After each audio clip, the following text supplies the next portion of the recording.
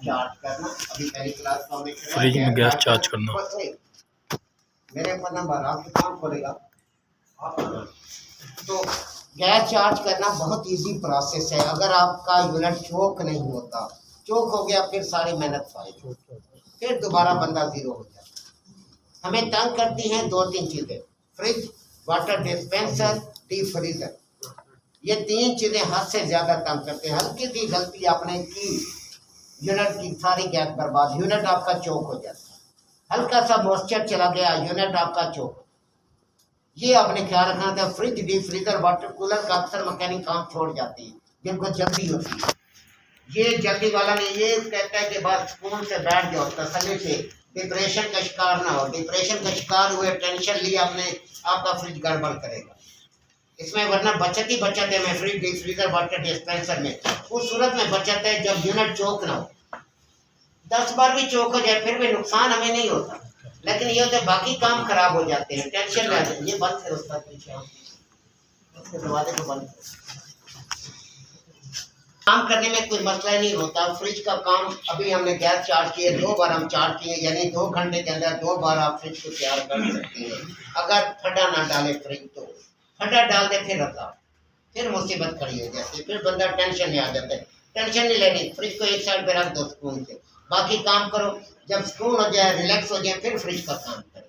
क्योंकि fridge, deep freezer के अंदर सबसे मेन प्रॉब्लम चोक की।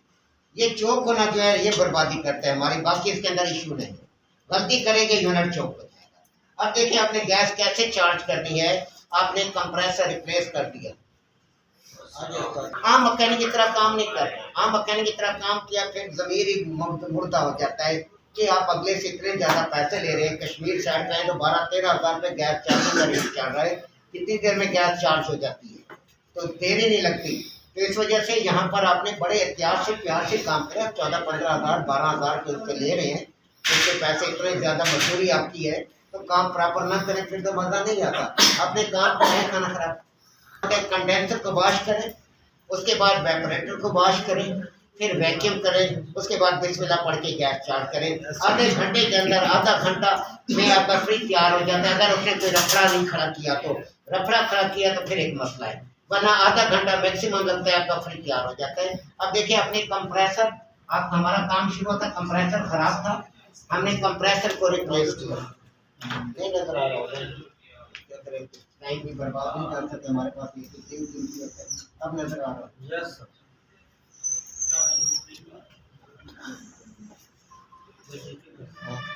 ये कंप्रेसर आपने यूनिट में फिक्स कर दिया। फ्रिज है, डीप फ्रीजर है, वाटर कूलर है, एक ही प्रोसेस है। गैस चार्ज करने का मेथड सेम है।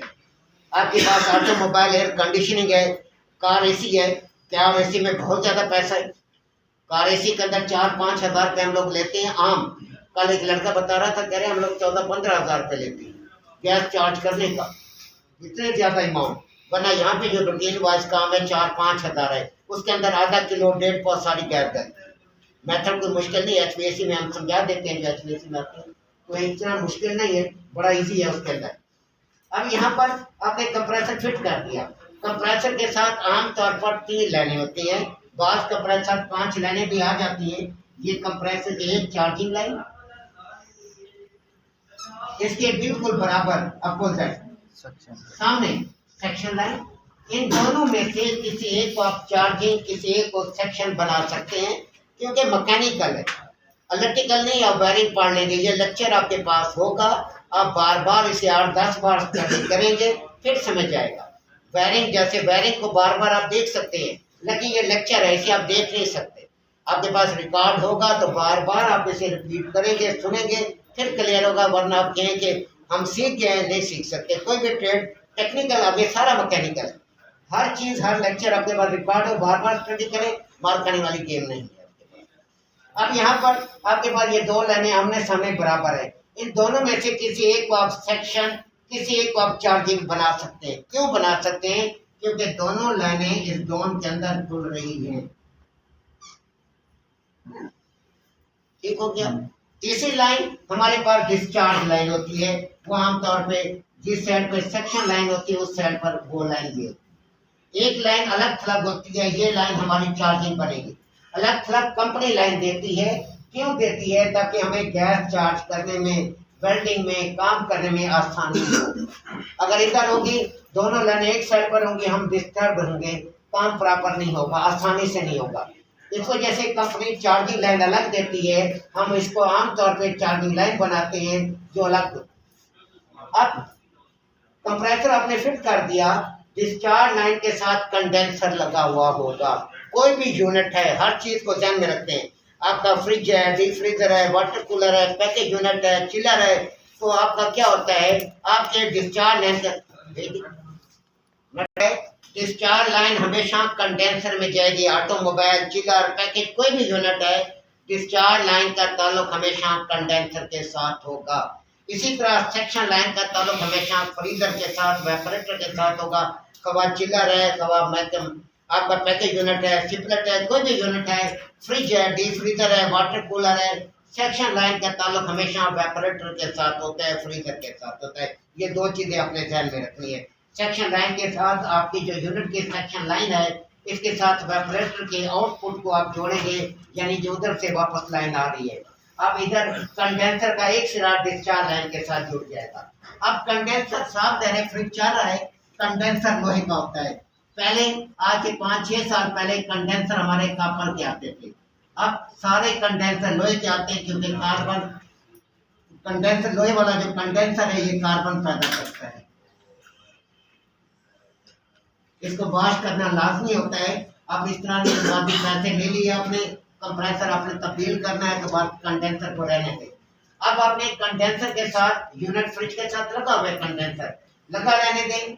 अब एक साइड पर आप चार्जिंग लाइन लगाएं, इसके साथ चार्जिंग लाइन लगाकर प्रेशर पंप का प्रेशर दें। अगर आपके पास नाइट्रोजन का सिलेंडर है, नाइट्रोजन का प्रेशर दे दें। अगर आपके पास नाइट्रोजन नहीं है, तो हम कंप्रेसर जो दुकानों पर इस्तेमाल करते हैं तो वो आप इस्तेमाल करें। जो फ्रिज का कंप्रेसर है, इसे कभी भी वॉश नहीं करना। ऐसा हो कि फ्रिज के कंप्रेसर से वॉश करना शुरू कर दें। इसे जब वॉश करेंगे तो ये नमी को खींचेगा, इसके अंदर नमी रुक जाएगी, आपका यूनिट आपको तंग करेगा। ये गलती कभी नहीं करना। कोई कहते हैं हाँ जी कुछ नहीं होता, उनके लारों में नहीं जाना। कुछ हुआ तो फिर मेहनत अलग बर्बाद और टाइम अलग बर्बाद। आपने पंप के डिस्चार्ज लाइन के साथ एक चार्जिंग लीड लगानी है। इस लीड को इसके साथ आपने मिला, पंप को चलाएंगे, ये सेक्शन साइड से हवा को खींचेगा, हवा को खींचकर उसका प्रेशर बनाएगा और प्रेशर बनाकर इधर भेजेगा। तो आपने यहाँ पर हाथ रखा हुआ है, प्रेशर को आपने दबाया हुआ है। क्यों दबाया हुआ है? ताकि ये कार्बन को खड़े कर बाहर ले आए। जब हाथ पर दबाव बहुत ज्यादा बढ़ जाए, ये हाथ ये दबाया हुआ आपने, तो जब हाथ को हटाने लगे तो दूसरा हाथ सामने कर देना है, ताकि इससे निकलने वाला प्रेशर आपके हाथ पर पड़े, आपको पता चले इसमें से क्या निकल रहा है, कार्बन है तो किस हालत में है और कितना कार्बन है। अगर कार्बन ज्यादा आ रहा है फिर आप यहीं रुक जाएंगे। इसके अंदर आप CTC डाल। CTC क्या है? कार्बन टेट्राक्लोरा केमिकल है, जो डिस्केलर है, कार्बन को साफ करने के लिए इस्तेमाल किया जाता है। कार्बन टेट्राक्लोरा अब वो इस्तेमाल करेंगे, 3-4 बार वॉश करेंगे, टेट्राक्लोरा बाहर नहीं आएगा, क्योंकि अंदर कार्बन है, उसमें जज़ब होता जाएगा। जब ज्यादा मिकदार में डालेंगे कार्बन साफ होती जाएगी और एक वक्त ऐसा आएगा टेट्राक्लोरा जो है वो जो लिक्विड है वो बाहर आएगा, साथ कार्बन भी उखाड़ कर साथ ले। इस तरह आपने उस टाइम तक वॉश करते रहना है जब तक आपकी CTC जो है साफ पानी की तरह होती है, उसी तरह साफ वापस आना शुरू हो जाए, समझे कि कंडेंसर बिल्कुल क्लियर हो गया। अगर CTC यूनिट में रह जाते कोई मसला नहीं है, कोई साइड इफेक्ट्स नहीं है कि हाँ जी उसके साइड इफेक्ट्स हैं, साइकिल में रह के खुद ही खत्म हो जाएगी, उड़ जाएगी। तो इस तरीके से अपने कंडेंसर को वॉश करना है। फिर बारी आती है वेपरेटर को वॉश करने की। वेपरेटर को जब भी आपने वॉश करना है, आपने कैपिलरी ट्यूब वाली साइड से वॉश करना है।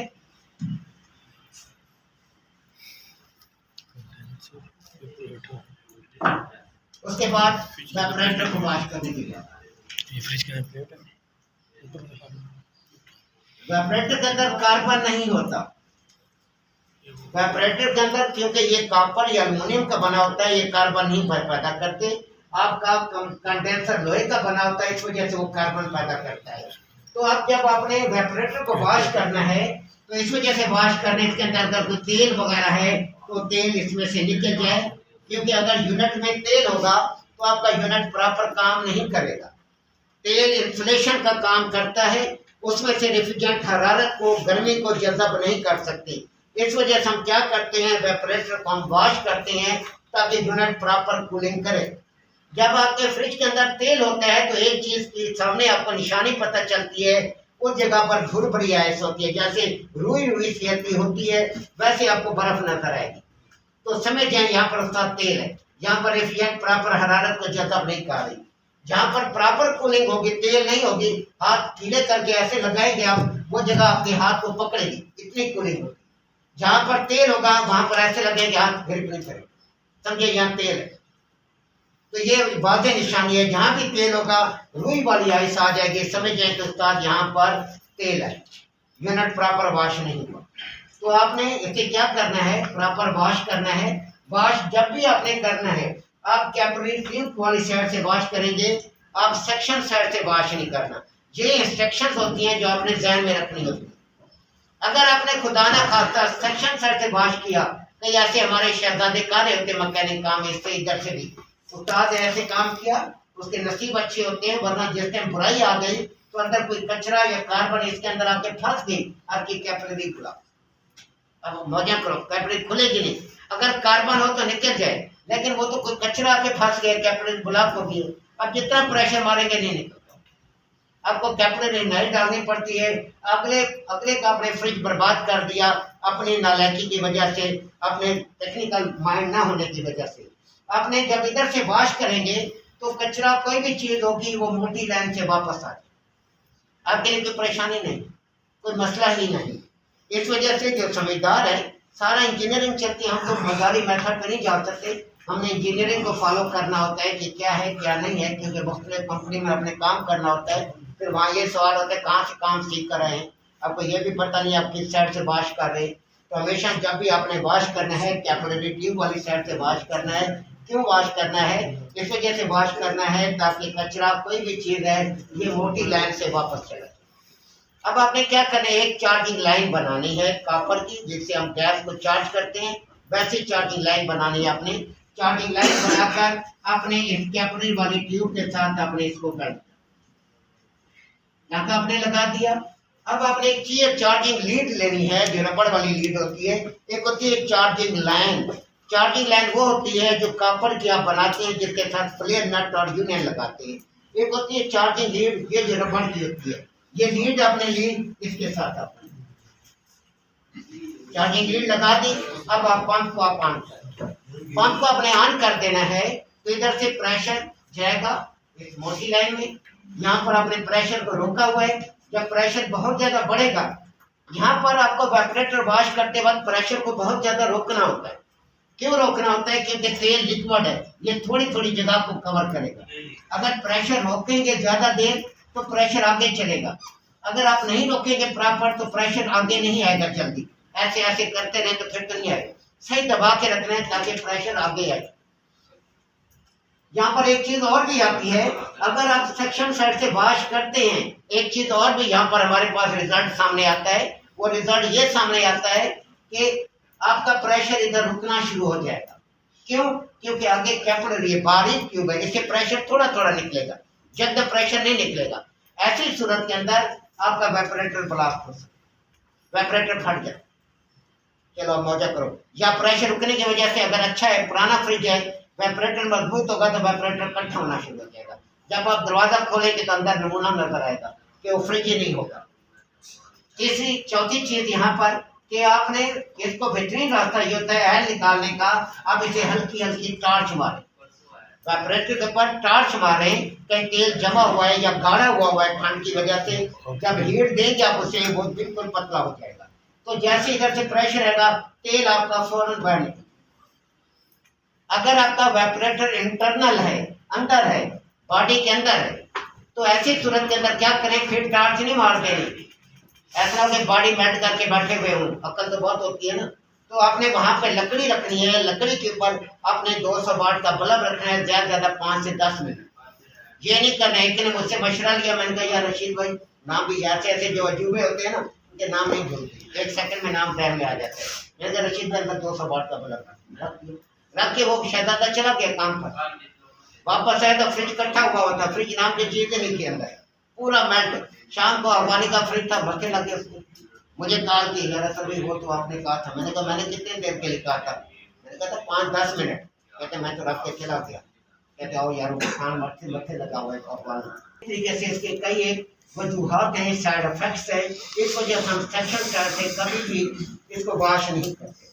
हाँ, आपका यूनिट में लीक है, वेबरेटर लीक है, आपकी गैस लीक हो जाती है, फिर आप इधर से प्रेशर स्टैंड कर सकते हैं। इधर से प्रेशर 100 पीएससी देना है, 150 पीएससी देना है, 200 पीएससी, ज्यादा वेबरेटर में आप 200 पीएससी प्रेशर स्टैंड कर सकते हैं, ज्यादा नहीं करना होता। 200 पीएससी आप स्टैंड कर सकते हैं इधर से। उसमें प्रेशर जब स्टैंड करना हो तो हम कैपिलरी से प्रेशर नहीं देते, क्योंकि कैपिलरी से पता नहीं चलता कितना प्रेशर अंदर गया हुआ है। क्यों? क्योंकि आगे प्रेशर जा नहीं रहा होता, थोड़ा थोड़ा जा रहा होता है। हमारी गेज किसी बता रही थी 300 पीएससी चला गया। जब हम बंद करते हैं तो पता चलता है ये तो 10 पीएससी या 20 पीएससी गए। इस वजह से इस टेंशन से निकलने के लिए हम कैपिलरी को इधर से बंद कर देते हैं, टाँका लगा देते हैं, सेक्शन साइड से प्रेशर हम स्टैंड कर देते हैं, ताकि हमें पता चले ये लीक है कि नहीं है। जब आपने वॉश करना है, आप वॉश इस साइड से करेंगे। अब यहाँ पर एक और चीज, अपने वॉश ज्यादा से ज्यादा 10 से 15 मिनट करना है, फिर आपने इसको वक्फा देना है।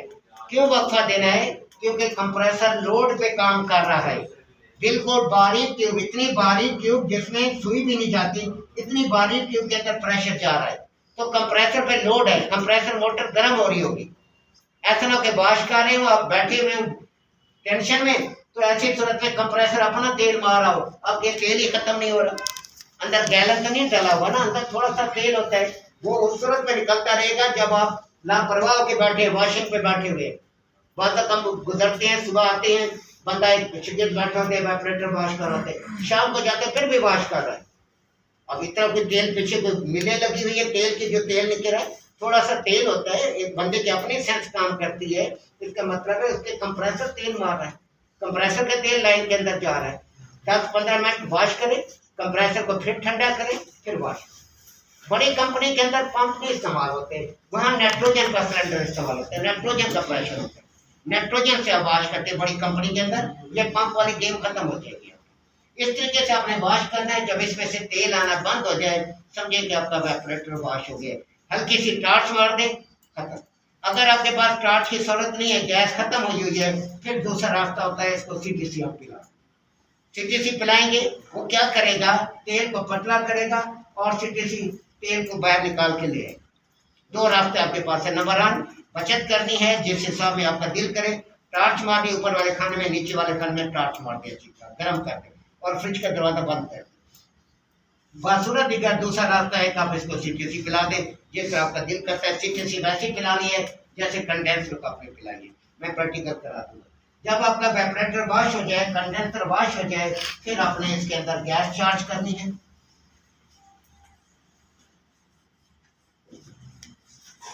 कोर्स भी गया, अगले हफ्ते इंशाल्लाह तो आपको तो बहुत कोर्स खत्म हो गया। थोड़े प्रैक्टिकल है। विंडो में गैस स्टार्ट करना बिल्कुल, जो मेन जहाँ पे इशू होता है फ्लेयर नट चढ़ाना, यहाँ पे मेजर मिस्टेक या काम कोई नहीं है, लेकिन ये काम ऐसा है कि पूरा यूनिट मत्थे लग जाता है, हल्की सी गलती कर गया। कुछ ऐसी चीजें होती है जिसके रिस्पॉन्स बड़े खतरनाक मिलते हैं। ड्रायर इस वजह से लगाते हैं, ये नमी को जज़ब करता है। इसके अंदर सिलिका जेल केमिकल होता है, ये नमी को आगे नहीं जाने देता। आगे हमारे पास कैपिलरी ट्यूब, ये रेफ्रिजरेंट कंट्रोल है, ये रेफ्रिजरेंट वेपरेटर में स्प्रे करता है। ये आगे मैकेनिकल आ रहा है तो उसमें ये क्लियर होगा।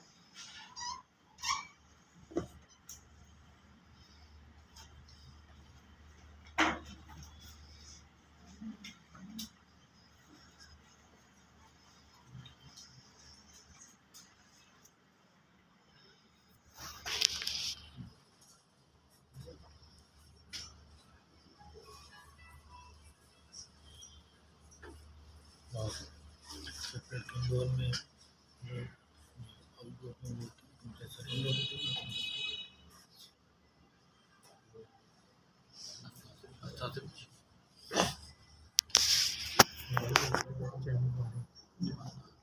अब आपने क्या करना है, अब इसके अंदर आप थोड़ी सी गैस डालनी है ड्रायर आपने नया डाल दिया, अब एयर का प्रेशर नहीं देना।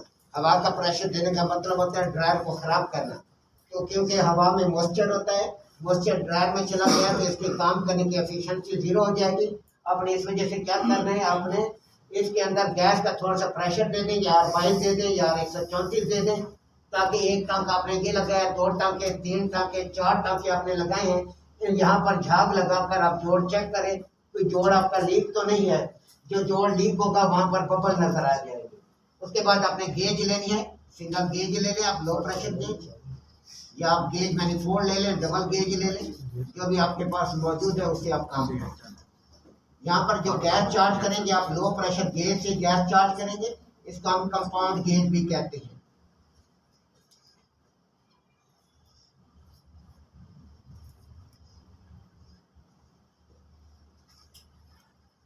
अब आप ये गेज कंपाउंड गेज क्यों कहलाती है, क्योंकि इसके अंदर 2 रीडिंग्स होती है।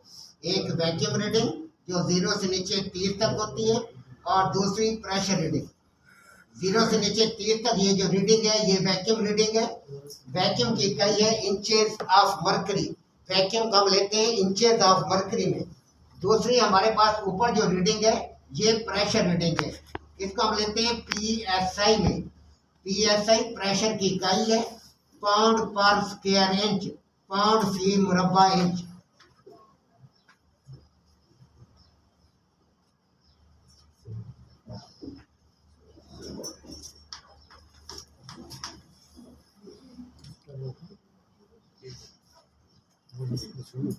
ये लो प्रेशर गेज 250 PSI तक होती है।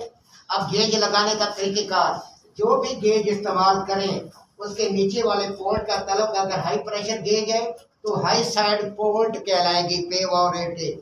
अगर लो प्रेशर गेज है तो लो साइड पोर्ट कहलाएगी। एक लीड के जरिए आपने इसको चार्जिंग लाइन के साथ मिला देना है, यानी जो गेज आप इस्तेमाल कर रहे हैं उसके नीचे वाले पोर्ट का ताल्लुक मतलूबा यूनिट के साथ होगा। अब ये साइड पोर्ट हमारे पास चला जाएगा गैस सिलेंडर के साथ। थोड़ा सा हमें प्रेशर देना है 10 PSI 20 PSI, तो आपने झाग लगाकर जोड़ चेक कर लेंगे। उसके बाद अगला जो प्रोसेस है वो है वैक्यूम करना। वैक्यूम 2 तरह के होते हैं, एक होता है मैकेनिकल वैक्यूम और दूसरा होता है सेल्फ वैक्यूम। मैकेनिकल वैक्यूम दुकान पर आमतौर पर हम मैकेनिकल वैक्यूम करते हैं। अगर वैक्यूम पंप खराब हो गया ऐसी सूरत में हम सेल्फ वैक्यूम करते हैं। लेकिन जब होम सर्विस करने के लिए जाते हैं हम घरों के अंदर, तो वहां पर हम मैकेनिकल वैक्यूम नहीं करते, वैक्यूम पंप उठा के नहीं लेके जाते, वहां पर हम सेल्फ वैक्यूम करते हैं। सेल्फ वैक्यूम कैसे करते हैं वो भी आपको समझा देता हूँ। पहले सेल्फ वैक्यूम समझ ले। आपने गेज लगा दी, इसके बाद क्या करना है, आपने नया ड्रायर लगा दिया। नया ड्रायर जब आप लगाएंगे तो जब आप कैपिलरी का टांका पहले लगाते हैं तो ड्रायर गर्म हो जाता है। इसके ऊपर प्लास्टिक का कैप होता है, इसके ऊपर चढ़ा होता है, वो गर्म हो जाता है। ड्रायर गर्म होता है, ये भी गर्म हो जाता है। प्लास्टिक को हम यहाँ पर हाथ से रगड़ देते हैं ताकि ये बिल्कुल चिपक जाए। जब ये गर्म होता है पूरा चिपक जाता है। उसके बाद इस कंप्रेसर को हम चला देते हैं। कंप्रेसर को चला देने हैं सेल्फ वैक्यूम का तरीकेकार है। गेज का वाल्व बंद रखेंगे, कंप्रेसर चला देंगे, गेज का वाल्व बंद करेंगे। ये हमारी सेक्शन लाइन है, इधर से ये सक करेगा हवा को, जो अंदर हवा मौजूद है उसे सक करेगा क्योंकि ये जगह बंद होगी है। इधर से हवा को सक करेगा, सक करने के बाद कंप्रेसर डिस्चार्ज लाइन से प्रेशर बनाएगा, प्रेशर को बनाकर कंडेंसर के आउटपुट से खारिज कर देगा। जब हमारे इस लो साइड एसी के अंदर वैक्यूम मुकम्मल हो जाएगा तो वैक्यूम पॉइंट आ जाएगा कि यूनिट के अंदर हवा मुकम्मल तौर पे खत्म हो गई है। 29.92 inches of mercury vacuum point आ जाएगा। वो ये बताएगा कि उस्ताद के लो साइड एसी के अंदर वैक्यूम क्लियर हो। अब अपने हाई साइड एसी के अंदर वैक्यूम करना है। हाई साइड एसी में कैसे वैक्यूम करना है, बड़े इजी प्रैक्टिकल है, 5-5 मिनट के सारे प्रैक्टिकल होते हैं, लेकिन काम का कंसेप्ट क्लियर हो, मैंने काम करना कैसे है उस सूरत में होगा। जब आप बार बार वीडियो को देखेंगे तो आपको ये क्लियर हो जाएगा, फिर इसको याद भी रखना होता है। अब आपने कंडेंसर साइड पे वैक्यूम करना है। अब आपने कंडेंसर साइड पे कैसे वैक्यूम करना है, इसके लिए आपने क्या तरीकेकार इख्तियार करना है। अब आपने गैस का सिलेंडर लेना है। हम लेते हैं आमतौर पे R22 का सिलेंडर, इसके हम 22 हो या 12 हो या 34 हो, जो भी हो आप ले लें। लेकिन इसकी साइड लाइन को इसके साथ हम मिला दें, थोड़ा सा गैस का प्रेशर दें, गैस का प्रेशर देंगे, वाल्व खोलें, थोड़ा सा कंप्रेसर गैस को कंप्रेस करेगा। इस गैस के प्रेशर से जो सिस्टम में हवा होगी वो इधर से खारिज हो जाएगी, क्योंकि हवा आगे होगी, गैस का प्रेशर पीछे होगा। ये ऐसा नहीं हो सकता कि गैस पीछे रह जाए, गैस आगे निकल जाए, हवा पीछे रहे, नहीं। गैस ने हवा को ढकेला हुआ है, हवा यहाँ से बाहर खारिज हो जाएगी, हवा निकल गई।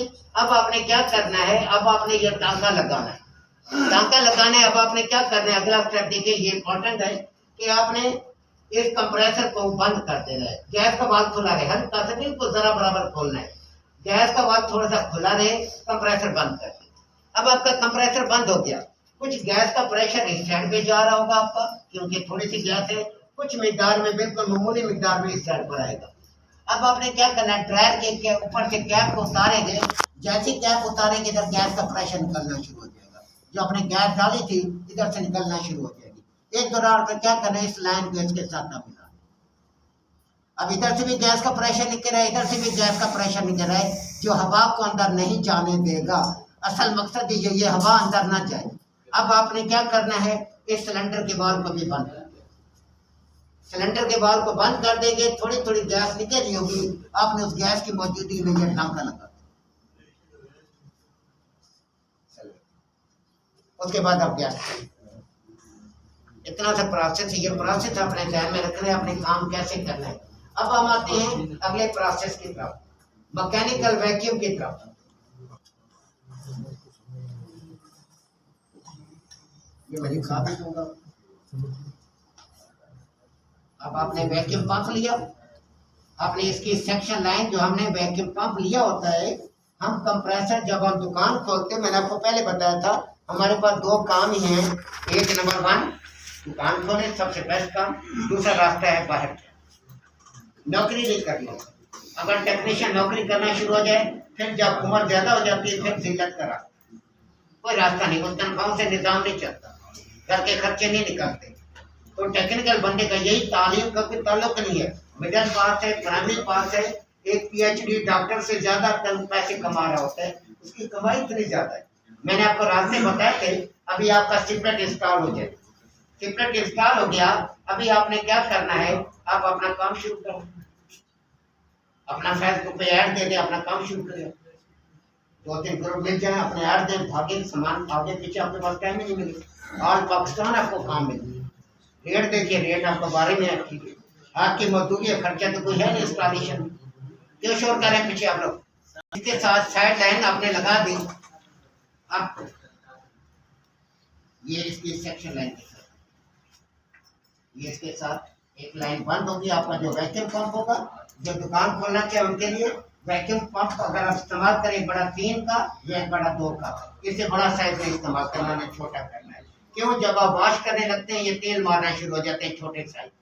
तो एसी का कंप्रेसर कभी नहीं इस्तेमाल कर देना है, तो एसी का कंप्रेसर इस्तेमाल करके बैठे हो, एसी का कंप्रेसर चलता है रिटर्न पर, ठंडी गैस पर, वो ब्लास्ट मारेगा किसी भी टाइम। एक बड़ा 2, एक बड़ा 3 का कंप्रेसर, बस। इसे छोटे साइज में नहीं है, इसे छोटे साइज में जब प्रेशर बनता है तो वो तेल मारना शुरू करते, तो हमें तंग करते हैं, खासतौर पर वेपरेटर को वॉश करते वक्त।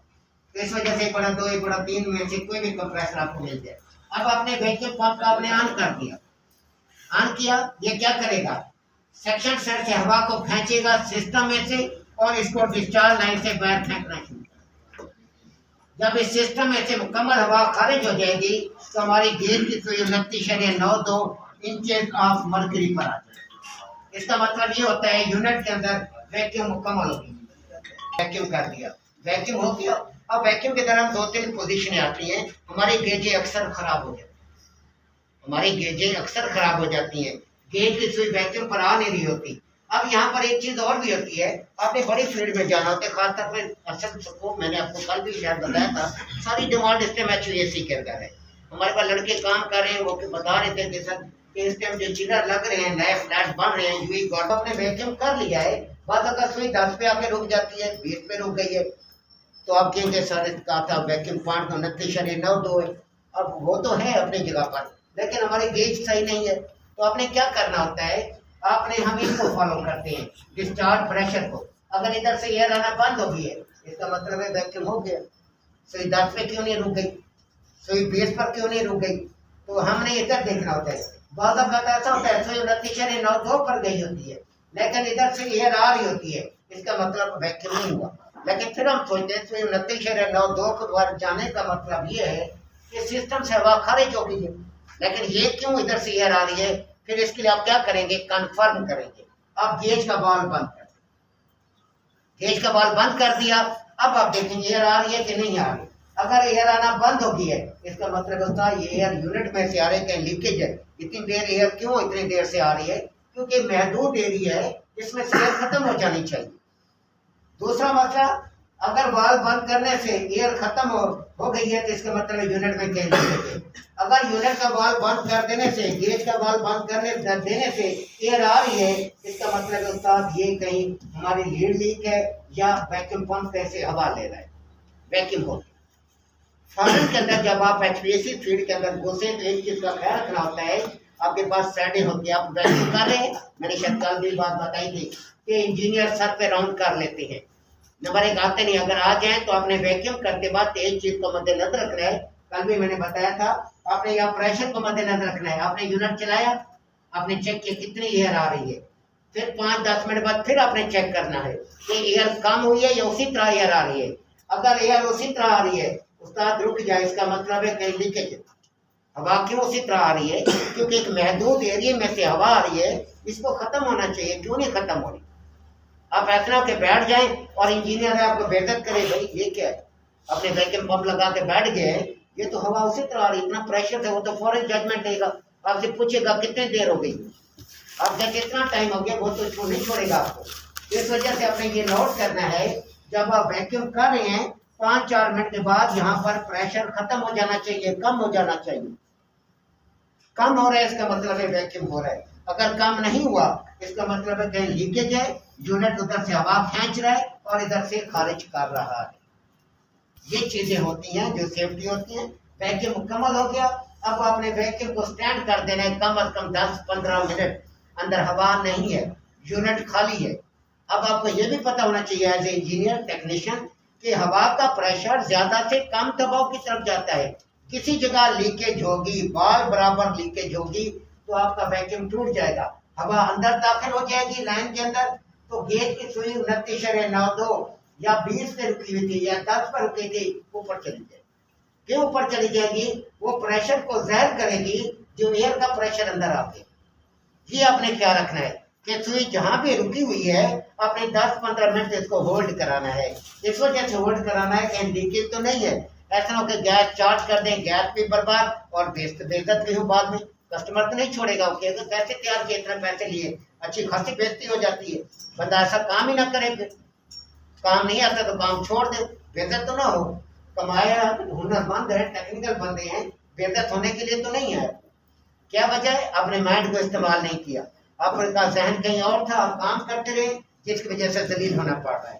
प्रॉपर देखें, सुई वैक्यूम पर स्टैंड है, इसके बाद अगले प्रोसेस की तरफ आए, गैस चार्ज करने की तरफ। अगर नहीं आई सुई, फिर अब दोबारा आपको प्रेशर देकर लीकेज फेस करनी पड़ेगी, यूनिट ऐसा क्यों कर गया। अब यहाँ पर एक चीज, दो चीजें और कि आप जब लीडें लगाने लगे या लीडें साइड पर ले जाने लगे, तो आपने पहले देखना है इसके अंदर रबड़ है कि नहीं है। लीडों के अंदर पहली चीज रबड़ देखने होते हैं, वहां जाए रबड़ ही नहीं है तो आप लीड लगाएंगे, वो तो हवा लेगा, आपका वैक्यूम नहीं होगा यूनिट के अंदर। 2-3-4 रबड़े हमने बक्से के अंदर वैसे ही ज्यादातर रखी होती हैं पैकेट के अंदर, कि खुदा ना खासा के रबड़ गिर जाए तो आगे जाके हमें जिल्लत का सामना ना करना पड़े, हमारा प्रोसेस ही नहीं होगा प्रॉपर। आपने रबड़े प्रॉपर इसके अंदर देखनी है, रबड़े हैं इसके अंदर तो ठीक है, रबड़े नहीं है तो रबड़ डालनी पड़ेगी, वरना आपका वैक्यूम नहीं होगा, गैस चार्ज करेगी, गैस जाया होगी। अब वैक्यूम आपने होल्ड करा दिया, तसल्ली हो गई, सुई अपनी जगह पर मौजूद है। फिर आपने क्या करना है, इस लीड को उतारना है।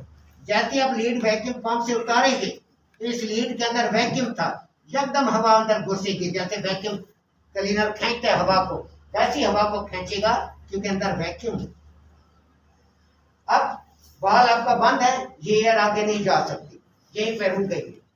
अब आपने इसमें गैस चार्ज करनी है, वैक्यूम पंप को आपने हटाकर इसकी जगह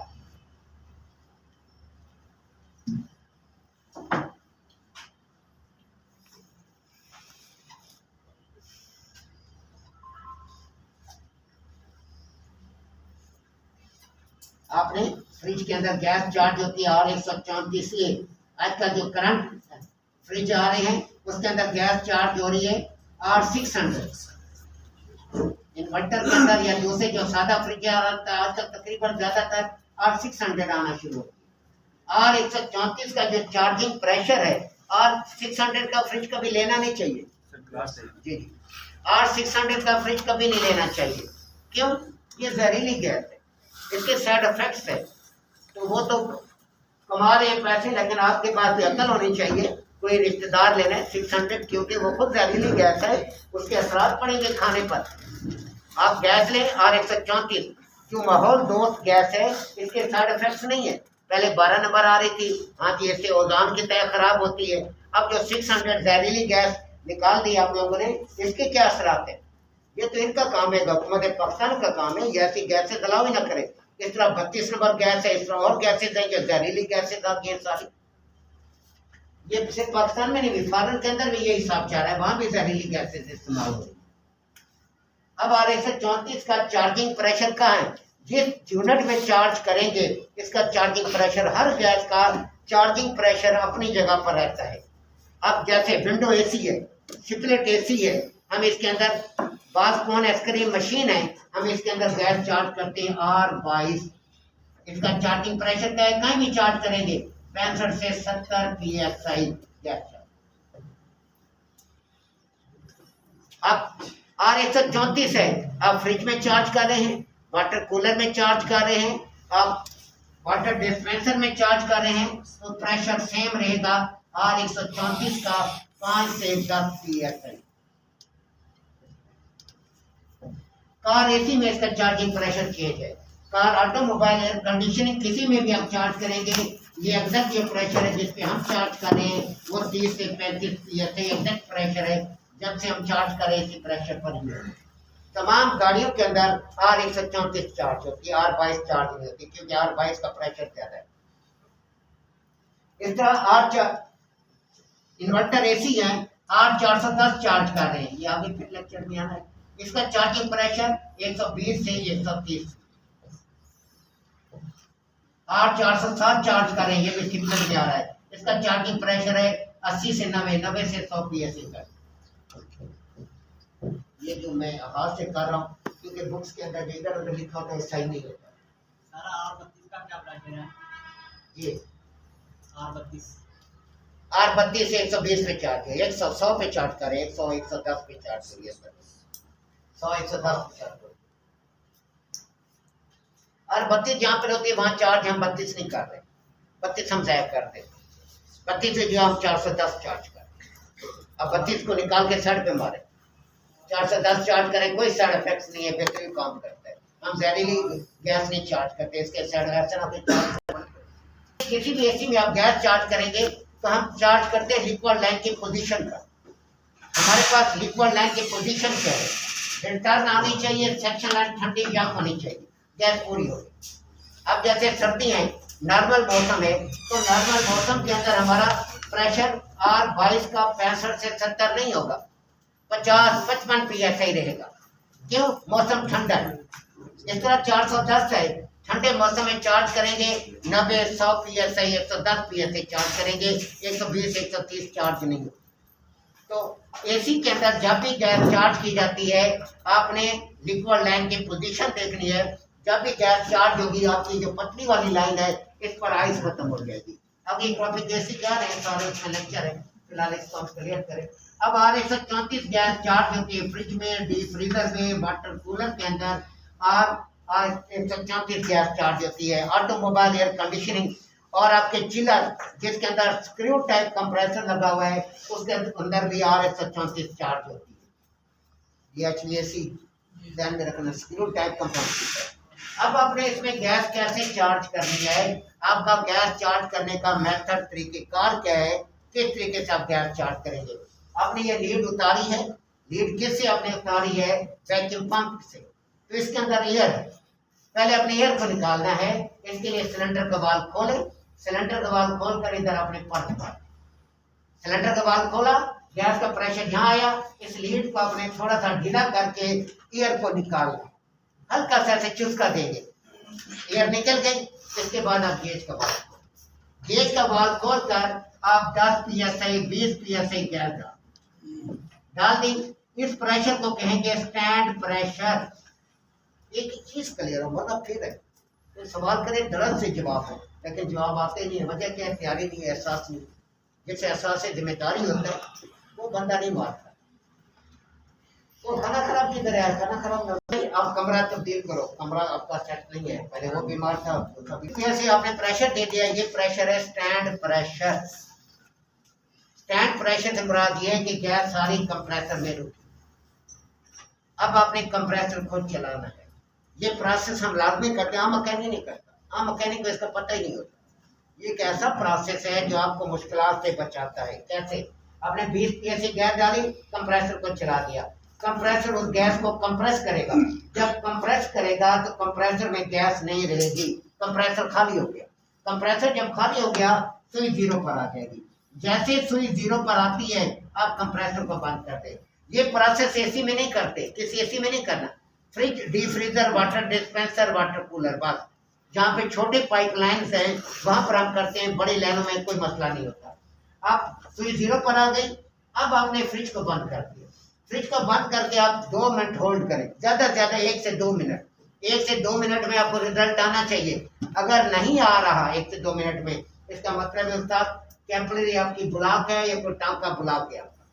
अगर 1-2 मिनट के बाद रिजल्ट आ रहा है, आती है गैस 1-2 मिनट के बाद आती है, तो इसका मतलब है कि आपकी कैपिलरी प्रॉपर नहीं खुली हुई, कैपिलरी के अंदर कचरा है।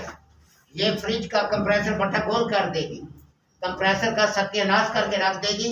आप कैपिलरी को वॉश करें, जब कैपिलरी रिप्लेस करें, वरना कंप्रेसर जाएगा ही जाएगा 100%। कंप्रेसर जाने की वजह क्या होती है? वजह यही कैपिलरी होती है। कैपिलरी ब्लॉक होती है, मैकेनिक अनाड़ी होते हैं, पूरा कंसेप्ट क्लियर नहीं होता, काम करने का तरीकेकार पता नहीं होता, जिसकी वजह से वो जलील हो रहे होते हैं। जलील वो नहीं हो रहे थे, मगर बेचारे जो कस्टमर है उसका सत्यानाश करते हैं, उसको जलील करके रख देते हैं। वो बेचारा नारी होता है, उस बेचारे को क्या समझ, सत्यानाश कर देते हैं 1.5 लाख रुपए के फ्रिज का। आपका यहाँ पे रिटर्न कैपिलरी से प्रेशर 1 मिनट के अंदर अंदर वापस आना चाहिए। अब देखिए आपने फ्रिज बंद किया, फ्रिज बंद किया तो गैस जो कंप्रेसर ने कंप्रेस की थी, आपने 10 psi प्रेशर दिया था, वो सेक्शन साइड से वापस आना चाहिए। वापस आ रहा है, सुई आपकी दोबारा वापस जाना शुरू कर देगी। क्यों? क्योंकि वापस गैस कंप्रेसर में आना शुरू होगी। अगर सुई वापस नहीं आ रही, आपने कंप्रेसर बंद किया था, जब सुई जीरो पर आई थी तो कंप्रेसर जब खाली हो गया था। अगर सुई यही रुक गई है, इसका मतलब है उस्ताद कुछ ज्यादा ब्लॉक है, आप गैस चार्ज नहीं करेंगे। गैस जो गई है 10 psi, वो किधर चली गई? वो इधर चली गई है कि आपका टाउन का रास्ता ब्लॉक है, गैस वापस कंप्रेसर में नहीं आ रही। ये प्रोसेस आपने ख्याल रखना होता है, जो आम मैकेनिक नहीं करते, पता ही नहीं होता उनको ये क्या है। क्या करेंगे? गैस मंडी रखेंगे, कंप्रेसर ट्रबल करेगा, फिर कंप्रेसर को धक्के मारना शुरू कर देंगे, कंप्रेसर चेंज करेंगे, रिले लगाएंगे, कभी क्या करेंगे कभी क्या करेंगे। असल मसला यहाँ पर ये आता है, आपकी लाइनें क्लियर है, परेशानी वाली बात ही नहीं है। कंप्रेसर को कुछ नहीं होता। आपने काम, जैसे मैंने आपको समझाया, 1 मिनट 35-40 सेकंड के अंदर सुई ऊपर उठनी चाहिए। अगर नहीं उठ रही, इसका मतलब होता है आपकी कैपिलरी प्रॉपर नहीं खुली हुई। ये फ्रिज आपका सत्यानाश करेगा और कस्टमर का भी सत्यानाश करेगा। वैसे रास्ता ये कि कस्टमर को बताएं सर ये कैपिलरी नहीं डलेगी, या उसको आवाज करके देखें किसी से कि वो क्लियर होती है। ठीक है, क्लियर होने के बाद भी ये मैंने देखा खराब हो जाती है। कंप्रेसर जलना शुरू हो जाते हैं। 1 मिनट कंप्रेसर डाला अच्छी तरह, 1 मिनट 1.5 मिनट 2 मिनट फ्रिज चला, फिर दुकान पे फ्रिज आ गया कि वो कंप्रेसर जल गया। क्यों जल गया? अच्छा जी, मैकेनिक फिर अनाड़ी कंप्रेसर तब्दील कर रहा है। वो शहजादे पहले मसला तो देख तेरा मसला क्यों है, कंप्रेसर जल क्यों रहा है, क्या वजह है कंप्रेसर जल रहा है। अगर वहाँ वोल्टेज प्रॉब्लम है, उसका भी रास्ता है आपके पास। आप डिले प्लग लगा दें, हर चीज को फॉलो करें अच्छी तरह, ताकि आप फीड में जलील लाओ। स्टेबलाइजर लगा रहे हैं, स्टेबलाइजर कभी भी कंप्रेसर को सेव नहीं कर सकता। मैकेनिक कह रहे थे स्टेबलाइजर लगा दें। स्टेबलाइजर क्या करेगा? स्टेबलाइजर 5 से 10 वोल्ट अप या डाउन कर सकते हैं। उन्होंने लिखा होता है 5% प्लस या माइनस, वो पहली कंपनी बता रही होती है। ये नहीं हो सकता आपके पास 140 150 वोल्ट आ रहे, 200 कर देगा, 220 करेगा, वो कभी भी नहीं करेगा। वो 5 आपके पास 180 190 आ रहे हैं 200 कर देगा, 205 कर देगा। अगर 250 आ रहे हैं 240 230 कर देगा। ये पॉसिबल नहीं है इतने वोल्ट अप या डाउन हो रहे हैं वो कर देगा नहीं। इसका रास्ता ये है कि आप फ्री स्टेबलाइजर, अगर बिजली कम है साथ आप डिले प्लग लगा दें। डिले प्लग में क्या होता है, आपके पास क्या फायदा आएगा वहां पर, अगर आपके पास वोल्टेज 190 से कम होंगे, स्टेबलाइजर आपका निकाल है वोल्ट, लेकिन जब वोल्ट 190 से कम निकालेगा तो आपका जो डिले प्लग है आगे वोल्ट नहीं भेजेगा, आपको परेशानी नहीं, आगे वोल्ट जाएंगे नहीं, आपका कंप्रेसर चलेगा ही नहीं। इसी तरह 240 से वोल्ट ऊपर हो जाए, स्टेबलाइजर आपका बिलफर्ज आउटपुट ज्यादा निकालना शुरू हो गया है, उसके ट्रांसफार्मर में कुछ मसला आ गया, लेकिन ये 240 से ऊपर वोल्ट निकालेगा नहीं। आपके 650 से लेकर 1300-1400 का डिले प्लग है तो आपको परेशानी खत्म, आपका फ्रिज में कोई मसला ही नहीं है। बिजली डिम है कुछ भी है, बिजली डिम है स्टेबलाइजर वोल्ट देगा, लेकिन डिले प्लग आगे वोल्ट देगा ही नहीं, क्योंकि स्टेबलाइजर के अंदर कोई ऐसी चीज नहीं है जो रोके, जो महदूद करे। ये महदूद नहीं करेगा, इसलिए तो बेचारे ने 5-10% पूरी कोशिश करनी आगे वोल्ट देने की, लेकिन आगे वोल्ट जाएंगे नहीं जब डिले प्लग लगा होगा। इस वजह कोशिश करना डिले प्लग लगाए, साथ लूज कनेक्शन हो। जो भी फ्रिज आप नया छोड़ते हैं, जिसको आप रिपेयर करते हैं, डिले प्लग साथ लगाएं अपनी सेफ्टी के लिए, कस्टमर के नहीं, क्योंकि पता है आपको फ्रिज आपके मत्थे लगना है आपके, तो आप डिले प्लग लगाए अपनी हिफाजत के लिए। पैसे उसने देने, आपने नहीं देने। डिले प्लग लगा देगा आप सेव हो गए, क्योंकि आपको पता है वोल्टेज कम होंगे कंप्रेसर चलेगा नहीं किसी भी सूरत के अंदर। और दूसरा उसके अंदर एक सेफ्टी, बिजली चली जाए उसी टाइम आ जाए, वो ऑन नहीं करता, वो 3-4 मिनट का डिले लेता है। स्टेबलाइजर में अपना डिले होगा, एक डिले इसका हो जाएगा, 6-7 मिनट का डिले। अगर 6-7 डिले मिनट में भी कंप्रेसर स्टार्ट नहीं लेता, कंप्रेसर मोटर हीट अप है, आप साथ डिले टाइमर लगा दें, टाइमर मिनट वाला टाइमर लगा दें, जिसमें आप टाइम 10 मिनट सेट कर दें। ये HPAC में हम सिखाते हैं, तो वो वहाँ 10 मिनट का डिले दे दें आप अपनी प्रॉब्लम, उसके बाद चलेगा तो आराम से चल देगा। ये मैकेनिक अपने हाथ में होता है सारा कुछ, जो कितना शांत है उसका दिमाग कितना तेज है, सारी गेम मैकेनिक के हाथ में होती है, क्योंकि हम फुल कंट्रोल फुल इलेक्ट्रिशियन होते हैं हम लोग, 3 फेस हो सिंगल फेस हो, हम मास्टर होते हैं, ऐसी टेक्नीशियन फुल इलेक्ट्रिशियन होते हैं। इलेक्ट्रिशियन को भी मार देता है। अब 3 फेस है, ये HPAC वाले ने घाटी में इन्हें कंट्रोल तक मैंने सिखाया है, 3 फेस का है, कंट्रोल स्टार डेल्टा हर चीज सिखाइए। बाकी अपनी खोपड़ी है, आपकी खोपड़ी कितनी शातिर है, किस तरह आप काम को, क्योंकि असल चीज होती है गाइडलाइन देना, बाकी बंदा खुद काम करता है। मेन कंसेप्ट क्लियर होना चाहिए, काम कैसे कोई ऊपर चली गई और इसका मतलब है लाइनें क्लियर है, गैस वापस आ गई। अब आपने दोबारा कंप्रेसर को चला दें, सुई को 10 पे रखें, ये यकदम गैस को नहीं खोल लेते, यकदम खोलते हैं मैकेनिक 50 पे ले गए 60 पे ले गए, ऐसी सूरत में कंप्रेसर तेल मारता है। आप लोड ना दें कंप्रेसर पे, छोटी सी मोटर है, आप 10 पे रख के बैठ गए, 2 मिनट 3 मिनट के बाद आप वाल को बंद करें, वाल को बंद करें, देखिए आपकी सुई कहाँ पे रुकती है, आपकी सुई 2 पे आके रुकी है, इसका मतलब है 2 PSI गैस वापस कंप्रेसर को मिलना शुरू हो गई है। ये इसका सेक्शन प्रेशर इस टाइम 2 PSI चल रहा है।